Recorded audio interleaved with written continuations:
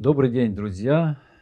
Меня зовут Владимир. Я хотел рассказать свое свидетельство о великой милости Божией, которую Он явил в мою жизнь. До 15 лет, в принципе, моя жизнь протекала, как обычно, у всех подростков. Родители, братья, сестры. Поэтому она, в принципе, не отличалась. И в это время Бог говорил о себе, давал знания о себе. Например, была передача такая, мультфильмы «Суперкнига» или «Летающий дом», в который я смотрел и думал, и вместе с героями этих мультфильмов погружался в те истории, куда они, что они показывали. Я даже хотел как-то написать им, там был адрес АЯ, Киев, абонентский ящик, но я тогда не понимал, кто там, кто придет за этим моим письмом. Также один раз я нашел брошюрку, которая говорила, она была разорвана, в которой говорилось, как жить нужно практической жизнью христианам. И я много-много узнавал из нее. Как многие ребята со двора, я занимался спортом, бегал, висели на турнике. А мой старший брат вел такой разгульный образ жизни, и я его за это осуждал. И вот все-таки смотря на брата и смотря на окружающий мир, в мою жизнь ворвались наркотики. Сначала это была, как я думал, безобидная анаша, марихуана, которую я покуривал, думал, что это выглядит круто. В 16 лет в мою жизнь ворвались наркотики. Я стал употреблять наркотические средства. Сначала это, как я думал, безобидная марихуана или в простонародье анаша, потом более тяжелые наркотики, опиум и героин. Вначале все казалось как бы круто. Общение со взрослыми, со старшими по возрасту, с ними иметь какие-то общие интересы и вести себя по-взрослому, как бы отдаляясь от своих сверстников. Я так думал, что это принесет мне некое счастье и авторитет. Начиная курить со знакомыми парнями анашу или марихуану, я и подумать не мог, что через несколько лет буду вплотную зависеть от опия и героина. И чем больше я погружался в жизнь наркотиков, тем больше я уходил от жизни, отдаляясь от всех родных и знакомых мне людей. Родители перестали меня понимать, потому что я их рассматривал только как источник для получения денег, чтобы впоследствии затолкать их в вену. Жизнь для меня оборвалась. Нет будущего, нет настоящего и перечеркнутое грехом прошлое. Мой брат, его посадили, и он сидел в одной зоне. И в лет 17, когда мне было 17 лет, они прислали мне на дом Новый Завет.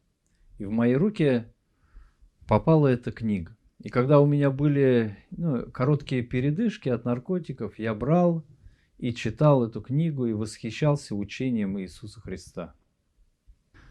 В 24 года мы приехали с братом в жилгородок, чтобы купить наркотики.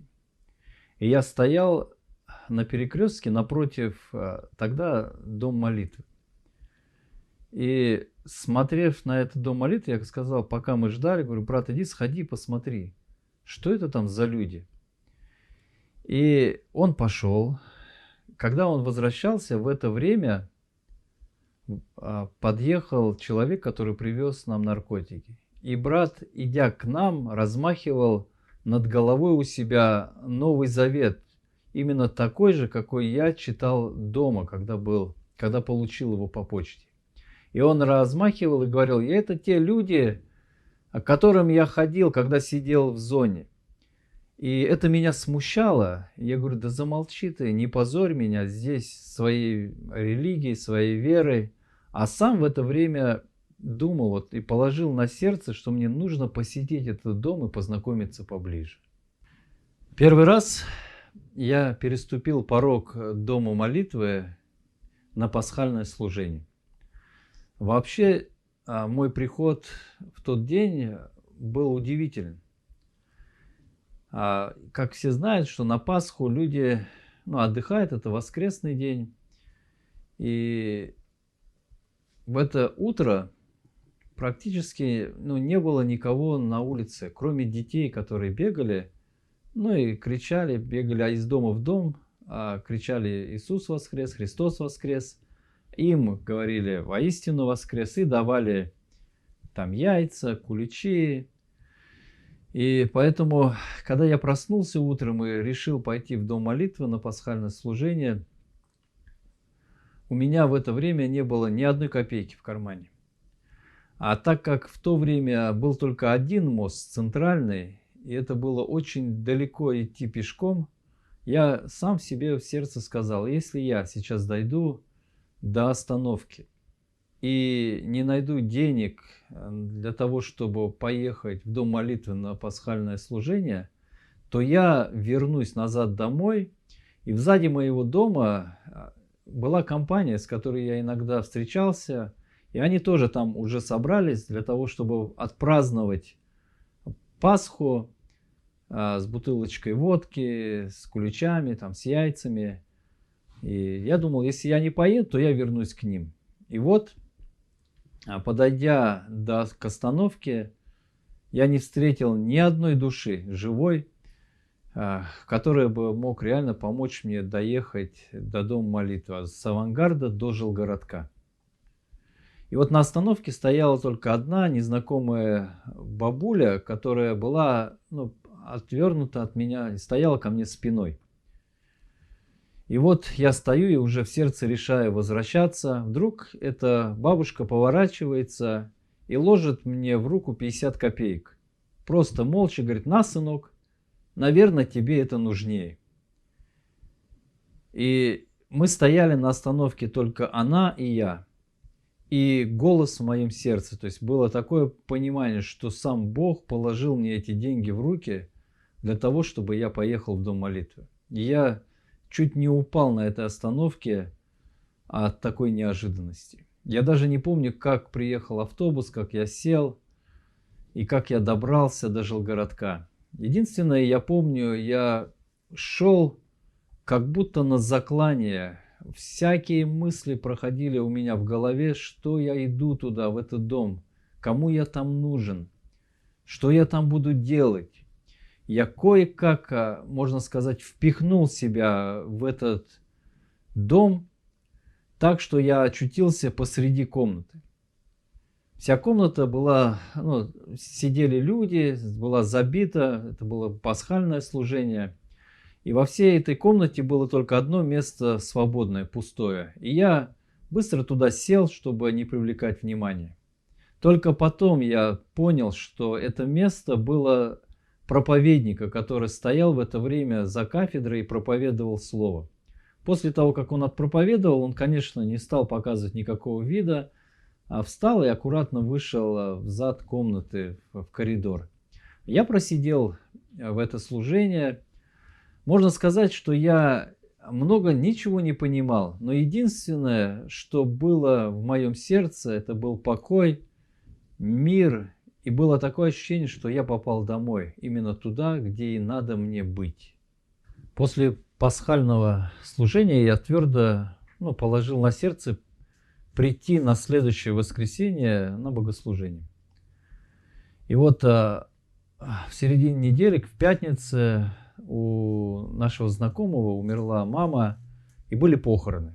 И мы пошли с братом туда, выразить соболезнования, побывать на похоронах. И как принято на похоронах, мы там предложили 3 стопочки, и мы думали, я думаю, это тоже религиозное действие, и выпил их. И водка потекла потом рекой. И так что я очнулся только, стоя посреди комнаты, разгоняя все эти поминки. Те, кто там собрались, уже это было вечером. Так что они вызвали милицию, полицию, нас схватили за хулиганство, за разбой в этой квартире, что мы разнесли ее. Нас забрали, посадили ну, в камеру, там, в отрезвитель, предварительное содержание. И на утро повезли на суд. Я думал, нам, ну, те, кто нас везли, нам сказали, нас точно закроют, ну, там, начало 15 суток, а потом уже по рассмотрению. Будет заявление от потерпевшей стороны или не будет. И вот представьте себе, весь побитый я, у меня лоб разорван. А после похмелья нас привезли на суд. И мы вот стояли в коридоре, это была суббота, утро, и простояли там около часа. После этого вышел пристав и говорит: все, на вас времени нету, все, не будем вас задерживать, давайте уходите, покиньте помещение суда. И вот так ничего с нами не произошло, по милости Божией. И я оказался дома. Это суббота, я просто спал всю субботу, утром проснулся весь опухший, воскресенье, смотря на себя в зеркало, весь затекший, в крови, лоб разорванный. И во мне как бы было такие два диалога. Один, который говорил: ну, куда ты сейчас такой пойдешь, весь побитый? Давай, останься дома, приди в себя, залечи раны, и потом, когда тебе будет уже полегче, пойдешь. С другой стороны, я сидел и думал, если я сегодня не пойду, то уже никогда больше не пойду. Кто знает, чем закончится моя следующая неделя. И вот в таких размышлениях я все оставил и пошел в дом молитвы. Я помню, пришел, также шло, как по обыкновению, служение. Я просидел там, послушал. И когда служение закончилось, я стоял просто в коридоре уже на выходе. И в сердце своем, просто смотря на себя и вот так молясь, говорю: Господи, вот я такой, как есть, пришел к Тебе. Я хочу, чтобы Ты даровал мне жизнь, даровал спасение. И я много-много стал вспоминать то, что я читал в детстве, то, что я смотрел. И это милость Божия, то, что Он умер на кресте Голгофы и воскрес для прощения моего греха. И в тот день в коридоре я просто обратился к Нему за милостью. И после этого я больше не покидал дом молитвы.